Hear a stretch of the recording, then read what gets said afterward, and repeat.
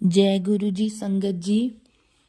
मेरा नाम नैन्सी है और मैं जम्मू से बोल रही हूँ। मैं अपने 2 सत्संग पहले भी शेयर कर चुकी हूँ और ये मेरा तीसरा सत्संग होने वाला है। बहुत देर से गुरु जी के मैसेज आ रहे थे कि शुक्राना कर, सत्संग शेयर कर। बस कुछ टाइम की कमी के चलते मैं कर नहीं पा रही थी। आज 7 फरवरी है और गुरुजी ने मुझे 7 नंबर की ब्लेसिंग दी हुई है और इसलिए शायद आज ही मेरा ये सत्संग रिकॉर्ड होना था, तो मैं आपसे ये सत्संग अब शेयर करना चाहूँगी। संगत जी, मैं स्पेशली बहुत देर से डुगरी मंदिर जाना चाहती थी। काफ़ी देर से गुरुजी के मैसेज आ रहे थे, डुगरी मंदिर आ। मैंने हस्बैंड को 3 महीने से बोल रही थी कि मुझे डुगरी मंदिर जाना है। और डुगरी मंदिर जो मलेरकोटला में है, लुधियाना के पास, वो सिर्फ हर मंथ फर्स्ट संडे को ही खुलता है। तो समहाउ मेरे हस्बैंड का वो फर्स्ट संडे हो नहीं पा रहा था। वो कभी ना कभी काम में बिज़ी या फिर आउट ऑफ टाउन रहते थे। तो इस बार मैंने बहुत देर पहले से ही बोल दिया था कि मुझे नहीं पता, इस बार हम जा ही रहे हैं।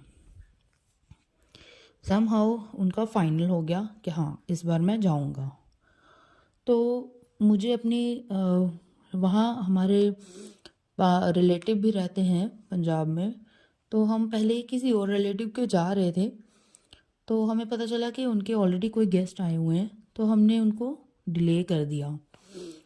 अब ये बात जब मैंने अपने हस्बैंड को बताई कि नहीं, हम उस रिलेटिव के नहीं जा सकते, उनके घर में गेस्ट आए हैं, तो हस्बैंड, मैंने कहा कि ठीक है, मेरी कज़न भी है वहाँ पे पास में, हम उसके जाएंगे पहले। तो पहले तो हस्बैंड ने डायरेक्ट मना कर दिया, गुस्सा करके फ़ोन रख दिया। मैंने गुरुजी को अरदास लगाई कि गुरुजी, मुझे नहीं पता, आप ही इनको मनाने वाले हो।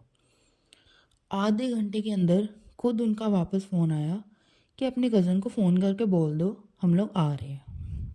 मैं इतनी खुश हो गई और फिर नेक्स्ट डे हम निकल गए वहाँ पे कज़न के घर में, क्योंकि रास्ते बहुत लंबा था और हम डुगरी टाइम पे नहीं पहुँच पाते, इसलिए हमने संडे को ही दर्शन करने थे। तो हम लोग उनके घर में पहुँचे, हमने वहाँ पे नाइट स्टे किया, गुरुजी का सत्संग भी किया उन लोगों के साथ।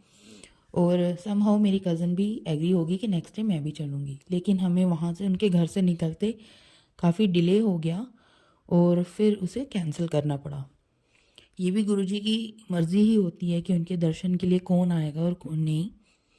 तो हम लोग, हमारी फैमिली ही फिर वहाँ से निकली डुगरी के लिए। वहाँ से डुगरी 1 घंटा ही दूर है। और जब हम कज़न के घर में जा रहे थे, जब मैंने उनको बोला आप मुझे लोकेशन भेजो, उनकी लोकेशन में उनका जो एड्रेस था वो एस्टेट डुगरी था, तो उसमें भी डुगरी था। ये दोनों डुगरी अलग हैं। तो हम बहुत शॉक हो गए कि हम तो डुगरी में ही हैं, बट वो थोड़ा सा डिस्टेंस पे था, लेकिन तब भी डुगरी ही था। तो हम लोग, फिर जब हम डुगरी पहुँचे, हम इतने खुश कि देखो गुरुजी ने हमें कितना काबिल, अपने काबिल संगत में जना कि हम लोग आज डुगरी आ पाए हैं। वहाँ पे हम गए, हम लोग जिस लेन से एंटर हुए उसकी पार्किंग बहुत ही आगे जाके लगवाई जा रही थी, वहाँ ज़्यादा गाड़ियाँ नहीं थी। तो हमने सोचा यही पार्किंग है और इतने से ही लोग होंगे। तो हमने वहाँ पे हाथ वाथ धोए, शूज़ वगैरह खोले और हम आगे लाइन में जाने लगे। वहाँ सेवादार, बहुत अच्छे सेवादार हैं वहाँ पे, बहुत डिसिप्लिन में सब लोग चलते हैं वहाँ पे। बहुत ही मज़ा आता है, मतलब कि रश, इतना रश, हैवी रश होने के बाद महीने में 1 दिन ही खुलता है, लेकिन तब भी हम लोगों ने इतने आराम से दर्शन किए। लेकिन उस दिन हल्की हल्की बारिश के कारण सब कुछ गीला था, उनके मैट्स, उनके फ्लोर, उनका टेंट, लेकिन तब भी तेज़ बारिश नहीं हुई। पर हम जब जा रहे थे, हमने देखा आधी रो यहाँ से ऐड हो रही है, आधी रो वहाँ से। नेक्स्ट पार्किंग से, जो मेन गेट है डुगरी का, वहाँ से ऐड हो रही थी। हमें पता नहीं था कि एक और पार्किंग भी है। संगत जी, जब हम आगे गए, हमने उस पार्किंग को देखा, वो इतनी खचाखच भरी हुई थी और वो रो इतनी लंबी थी। हमने सोचा हमारे साथ सीनियर सिटीजन्स हैं, ये इतना लंबा कैसे खड़े रहेंगे। ये सोचते ही मैंने एक अंकल को बोला कि हाँ, उस साइड की पार्किंग वाले क्या इस लाइन में लगेंगे? तो उन्होंने बोला नहीं, आप लोग आगे जाओ। हम लोग रिवर्स हो गए, हम लोग खुश हो गए। फिर आगे जाने पे भी उन्होंने बोला सीनियर सिटीजन्स वो डायरेक्ट जाओ आगे, और जो एडल्ट्स हैं वो यहाँ से जाओ। मैंने कहा ये तो और अच्छा हो गया। फिर हमें पता चला कि जिस पार्किंग में हमने गाड़ी लगाई थी वो वीआईपी पार्किंग थी। जय गुरु जी। मैं मतलब कि इतना हैरान होगी कि देखो, गुरुजी ने हमें सीधा वीआईपी पार्किंग में हमारी कार लगवा दी। तो वहाँ पे हमारी रोज चलने लगी। फिर मेरी छोटी बेटी है, वो थोड़ा सा तंग कर रही थी। फिर एक सेवादार ने उसे टॉफ़ी दी, फिर दूसरे सेवादार ने टॉफ़ी दी, फिर तीसरे सेवादार ने चॉकलेट्स दिए। मतलब कुछ ना कुछ उसको मिलता ही जा रहा था ताकि वो तंग ना करे। उसके बाद रोज चल रही थी आराम से, थोड़ा थोड़ा रुक रुक के। फिर हमने गुरुजी के वहाँ डिवाइन दर्शन किए। वो तो अच्छी मूर्ति नहीं कहूँगी, माफ़ करना, स्वरूप साक्षात गुरुजी का वहाँ पे।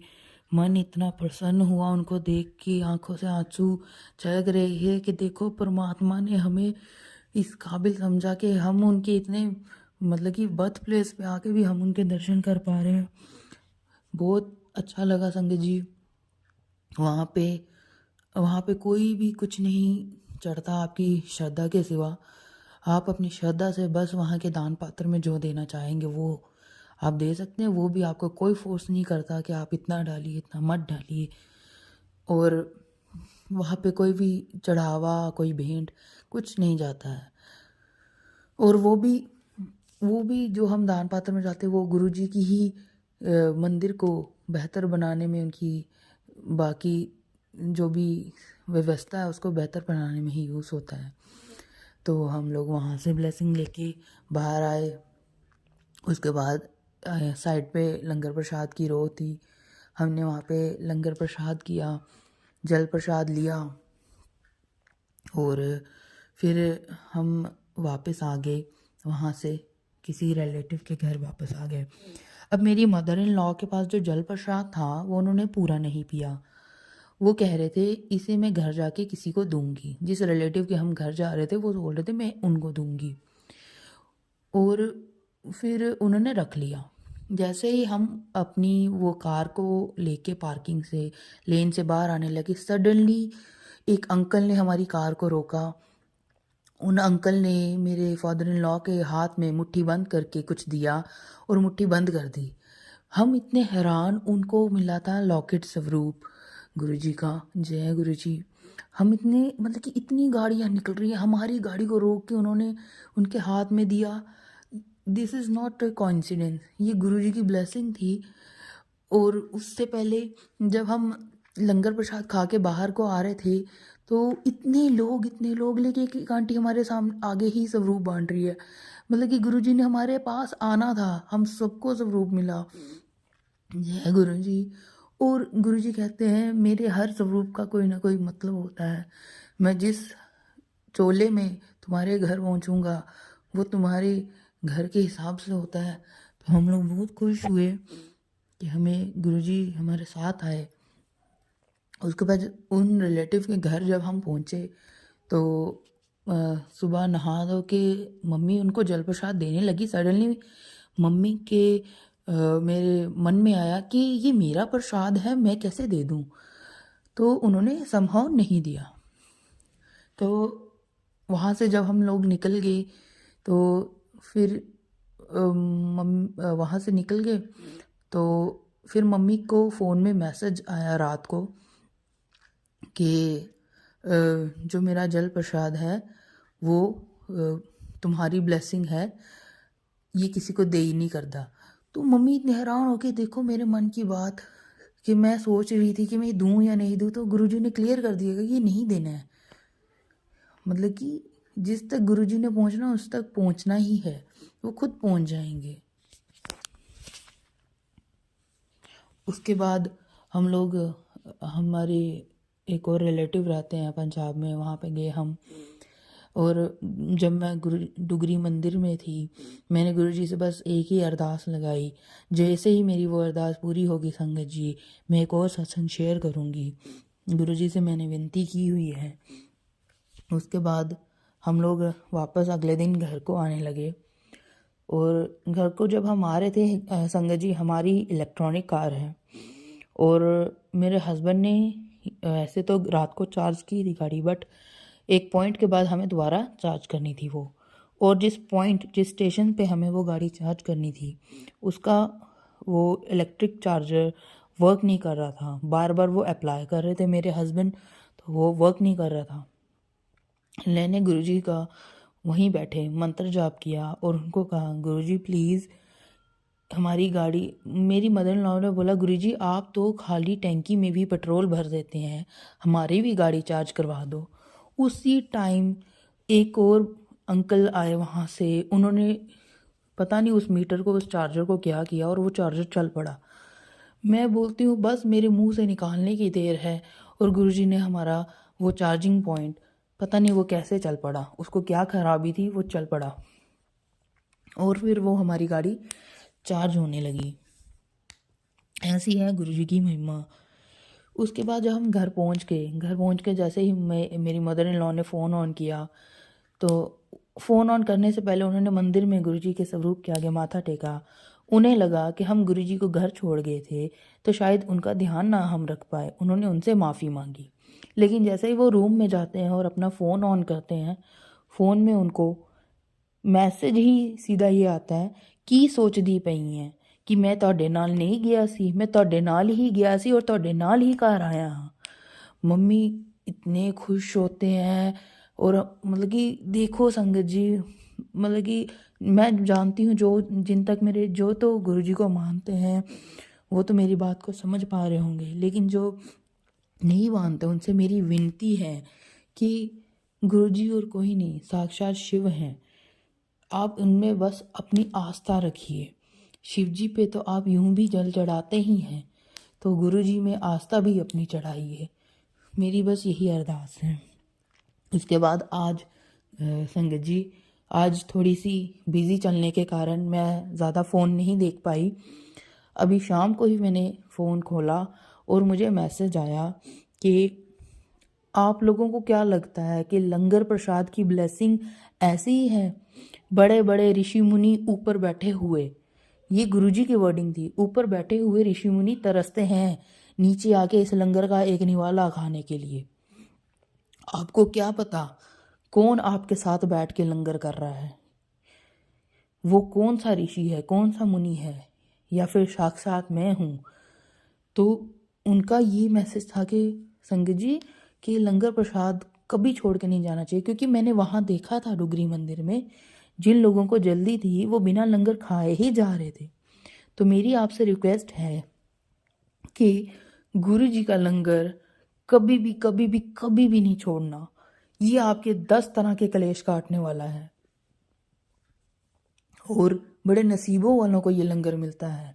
आपके पसंद का कुछ बना हो ना बना हो, आपको कोई तकलीफ हो किसी खाने से, कोई पीने से या मीठे से, लेकिन आपने वो लंगर सारा खाना है, क्योंकि गुरु जी के लंगर में सिर्फ और सिर्फ ब्लेसिंग है। ये आपके वो रोग भी दूर करेगी जो आपने सोचे भी नहीं होंगे। तो इसी के साथ अब मैं अपना सत्संग ख़त्म करना चाहूँगी और मैं गुरुजी से अरदास करूँगी जो भी ये सत्संग सुने या जिन तक भी ये सत्संग पहुँचे, उनका कल्याण करना, उनको अपनी ब्लेसिंग्स देना और उन्हें अपनी संगत में शामिल करना। अब मैं गुरुजी का मंत्र जाप करूँगी। ओम नमः शिवाय, शिवजी सदा सहाय। ओम नमः शिवाय, गुरुजी सदा सहाय। ये सारा सत्संग गुरुजी ने ही मुझसे करवाया है, ये उन्हीं की वर्डिंग्स है। जिस किसी तक भी ये पहुँचे, मैं आशा करती हूँ उन्हें अपने सवालों के पूरे पूरे जवाब मिले। जय गुरुजी, शुक्राना गुरुजी, अनंतम अनंतम शुक्राना गुरुजी।